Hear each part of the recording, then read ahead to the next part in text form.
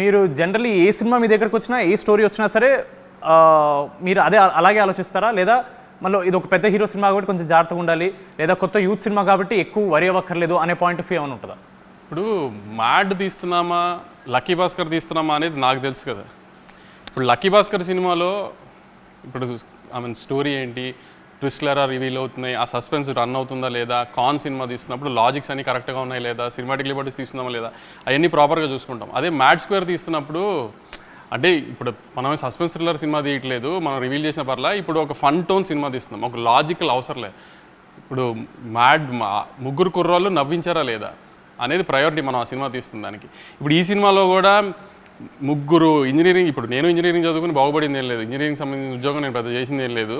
So అలా నాతో పాటు ఒక ముగ్గురు కుర్రోళ్ళు ఇంజనీరింగ్ చేసి ఎందుకు పనికిరాని ముగ్గురు కుర్రోళ్ళు వాళ్ళ ఫ్రెండ్ పెళ్ళికి వెళ్ళి వాడి జీవితంతో ఎలా ఆడుకున్నారు, అక్కడి నుంచి టైంపాస్కి నలుగురు అబ్బాయిలు కలిసి గోవా వెళ్తే ఏం చేస్తారు, గోవా వెళ్ళినప్పుడు సినిమా కాబట్టి ఎంతసేపు వాళ్ళు గోవాలో చేసి చూపించకుండా ఒక చిన్న చూపించాలి కాబట్టి ఒక చిన్న క్రైమ్ యాంగిల్ పెట్టాం.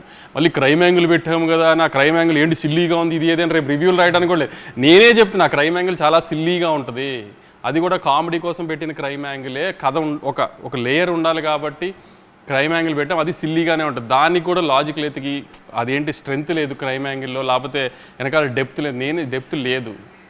ఒక నలుగురు కుర్రోళ్ళు గోవా వెళ్ళి టైంపాస్ చేసి ఎంజాయ్ చేస్తూ చేసిన ఫన్నుని నెక్స్ట్ హై యాంగిల్లో తీసుకెళ్ళి ఒక హై ఎండ్లో చిన్న క్రైమ్ యాంగిల్ పెట్టి దాన్ని ఫన్ టోన్ చేసాం, వీళ్ళంతో పాటు ఈసారి ఎలా చేశారని.